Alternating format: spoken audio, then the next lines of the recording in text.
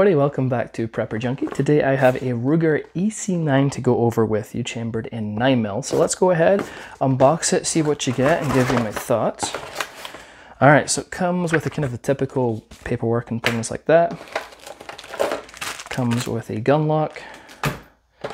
Comes with a changeable base plate for the, it comes with one mag and it has a pinky extension, and this has a base plate on there so you can change that out. Also, it comes with a training mag. I don't know the last time I saw it, if I've ever had a gun that comes with a training mag, but I do like it does come with this, and I'll show you why in a second. All right, and then we have the EC9 itself right here with the magazine in place. It is a 7-round mag, plus you obviously have one in the chamber so you can hold up to 8 rounds. And this one does have the pinky extension. And I do like having the pinky extension on there. Again, if you watch my videos, you know I have medium-sized hands. My hands are not very big. And I can comfortably get my hand on there. But if I didn't have that pinky extension, it might be a bit of a different story. Okay, so yeah, let's go over this. Let's start at the bottom. So yeah, so magazine, as I said, 7 rounds, aluminum. Single stack mag, keeps the gun nice and thin, so obviously it's good for concealed carry. So yeah, no problems there. The grip fits pretty comfortably. It's not the most comfortable grip in the world, but it's not bad. Has some nice texturing all the way around with the Ruger logo. Well, it's stamped right here, engraved here with their logo on that side, and it's the same on this side. So yeah. As I say, it is an all polymer lower, and on here we do have a mag release. Let's see if the mag drops freely. It does. Shot out there. It's got some texturing on that mag release on there too, some serrations. So yep, no, very, very nice. Moving up to a little bit here, this actually has an external safety. So, you know, if it's a carry pistol, I personally am not a huge fan of safeties, external safeties. Personal preference, some people may really like that. It's just not for me, but it does have an external safety. It does have a bolt catch and release right here, and these are all kind of smoothed out. There's no sharp edges to catch on and things like that. And this part here is your takedown pin, or takedown, well, it's part of your takedown system. We'll go over that in a second. Yeah, the takedown is not my favorite, probably the worst I think I've had on a firearm, but we'll go over that in just a second. So moving up to the slide, we have some really aggressive slide serrations on the back here. You can get a very nice purchase on there. And then on the top, we have some sights that are built into the slide. These are not interchangeable. This is what comes with it. This is what stays in it. Now this is going to be definitely, as I say, this is definitely more of a concealed carry gun, and it's going to be more of a point and shoot. So when you look at the sights here, they're just black and they have some serrations here to stop glare. There's no white dots, there's no nothing like that. And so, I mean, it is what it is. It's just what the pistol is really designed for. However, if I were you, I'd put something like a dot of white paint on the front where these serrations are, just so you can get a little bit of contrast to pick that up if you have to. So, I mean, again, point and shoot, you know, you're close. You probably don't have to be looking through your sights to hit something. But again, if you have a little bit of time and you want to pick those sights up, I would put just a little bit of white paint or something like that on the front there, just so you can pick up a little easier. So, so yeah, the front of the slide here is also, there's a good way I can show this. It's been smoothed, so like again, it's going to be snag resistant. And again, actually, with the bottom here and the lower, there's no rail here, but again, it's kind of very smooth, all designed not to catch on stuff. So we have the trigger here. We have a safety blade in the center, and if you're not familiar with these, that has to be fully depressed to be able to pull the trigger. If your finger is just on either side of the trigger and not depressing that, it will not fire. So yeah, but again, we'll go over that trigger in just a little bit more detail in just a second when I change the camera angle. Okay, so I think we've pretty much gone over all of the external features of the firearm. So I'm going to put this down on the table. We'll take a closer look at that trigger, and I'll show you how to take this down, and I'll be right back with you. All right, since this gun will not fire without a magazine, we have the training one in here, obviously to make sure we are unloaded. Let's go over this trigger pull first of all. It's got quite a bit of take up, kind of spongy. That's quite a lot of take up. The brake is crisp and clean. Do like that. And let's let it out. Quite a bit of let out. A little more.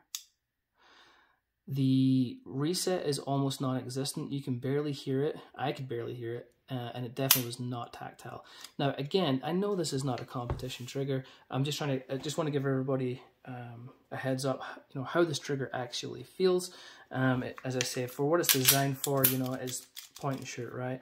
So it's fine for what it is. I'm just letting you know that's how it feels. Okay. Sorry, somebody had to go at me with that before, so I wanted to get that out of the way. Okay, so let's go ahead and do the pull weight. We're going to use the wheel trigger skill here. Let's put this in. Make sure we get that safety depressed. For about just under 4.5 pounds. Let's do that one more time. If I can get that in there. There we go. Try and get the same spot. Just over 4 pounds again. So about 4.5 pound trigger. Not too shabby. Okay.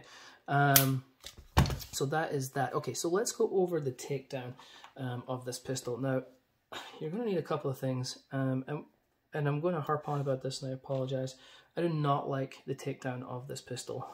It just shouldn't be this hard. Okay, so you're going to, there's a little lever here. And you're going to, I mean, you can use your finger. I'm just using this to push down. So you push down on that, and it basically uncovers the pin that you're going to have to push out. So you're going to have to pull back the slide ever so slightly until it's all lined up like so. And then you're going to need to take something like a pin or something to push the pin out. It came out a lot easier than the last time I did that. All right, so you're just going to pull the pin out from like there, like so. Don't lose that pin. And then you just push your slide forward. Now, I know it's not the most complicated takedown process in the world, but again, when I need tools or like a pin or something to push something out for a takedown, it just doesn't make me happy. All right, so inside of the lower, everything just looks the same as normal. And we have the guide rod and spring. And then we have the barrel right here, and then obviously the slide. Fit and finish is excellent, no problems whatsoever. To put this back together, just go in reverse, put your barrel in, put your guide rod and spring in, and then put that back on. Once you get back on, you're going to have to line up those holes again, like so. Take your pin, or your little complete, and it's not lined up exactly. Or if you push down, like sometimes I've done there again, if you push down, you gotta open this back up and push that back in. Okay, so push this back. I don't like putting my finger in the end of this barrel. Put a pin in to hold it there. I think I pushed down again. Fuck me.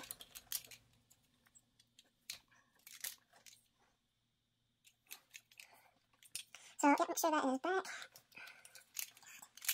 Hate this tape. Okay, so just make sure those lined up, and then you're gonna try and push your pin in like a fucking jackass. Once your pin line is,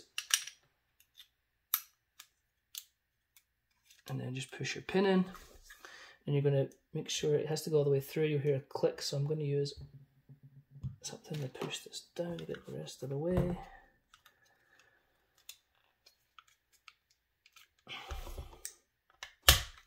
Okay, and that went in, and then you're just going to push that lever back up till it clicks, and then function check.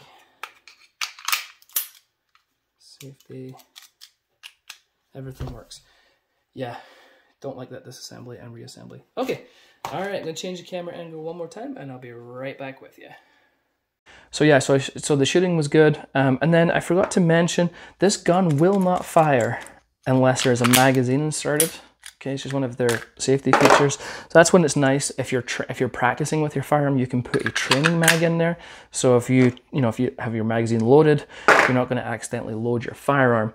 And this works for, as I say, if you're going to be doing some dry firing or something like that, you're going to want to you have to put a mag in. As I say, it will not fire without something in there.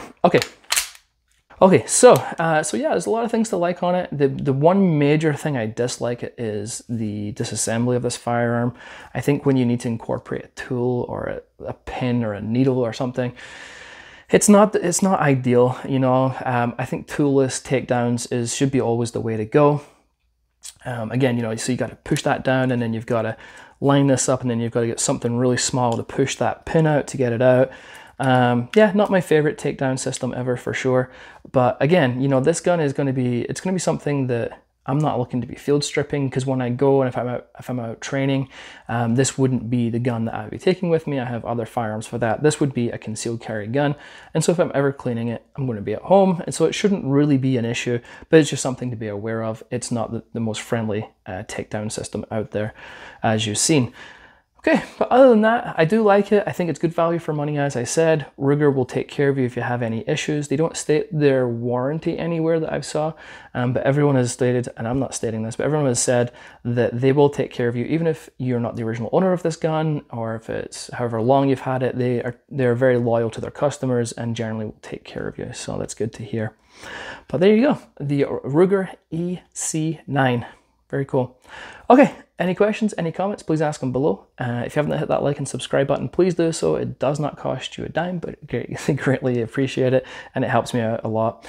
And yeah, links in the description if you want to purchase this, and that's it. All right, folks, until next time, I'll catch you later.